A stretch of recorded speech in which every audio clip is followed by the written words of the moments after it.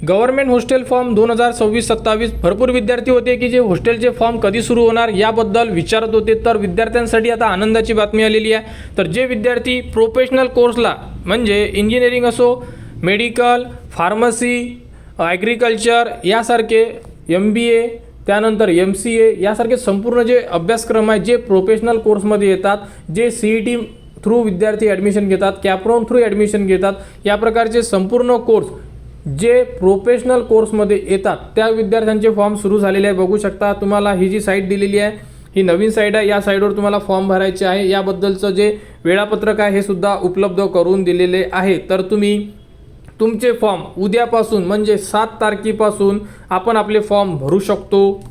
बघू शकता 5/8/2026 अशा प्रकारे पुण्यावरून एक पत्र आलेलं आहे। वसतिगृह प्रवेश वेळापत्रक व्यावसायिक अभ्यासक्रम म्हटलेला आहे।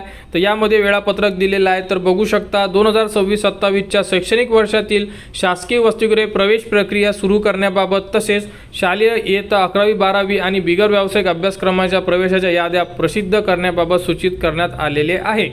तर नवीन साईट दिलेली आहे, या साईटवर तुम्हाला अर्ज करायचे आहे। त्याचप्रमाणे अर्ज करण्याचा जो कालावधी आहे बघू शकता व्यावसायिक अभ्यासक्रम 6/7/2026 उद्यापासून 15/9/2026 म्हणजे 15 सप्टेंबरपर्यंत आपल्याला आपले फॉर्म भरायचे आहे।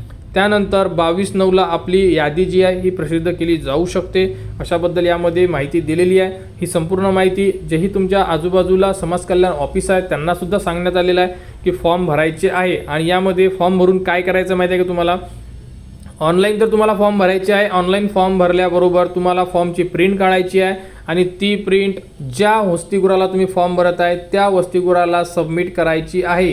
त्यासोबत तुम्हाला जे डॉक्युमेंट्स असतील तुमचे जे तुम्ही फॉर्ममध्ये अपलोड करणार आहे ते संपूर्ण डॉक्युमेंटची लिस्ट तुम्हाला समाज कल्याण ऑफिसला किंवा वसतिगृहाला सबमिट करावी लागेल। तर उद्यापासून फॉर्म सुरू होणार आहे।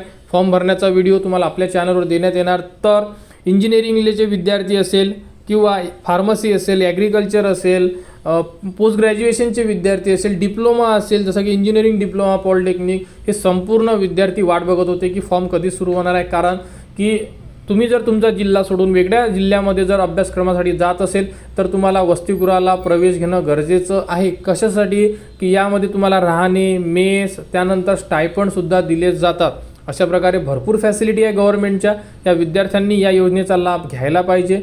तर या प्रकारे संपूर्ण माहिती आपल्याजवळ आता उपलब्ध झालेली आहे। फॉर्म भरण्याचा व्हिडिओ उद्याला तुम्हाला आपल्या चॅनलवर देण्यात येणार। त्याप्रकारे तुम्ही तुमचे फॉर्म भरून आपल्या जवळच्या समाज कल्याण ऑफिसला सबमिट करा।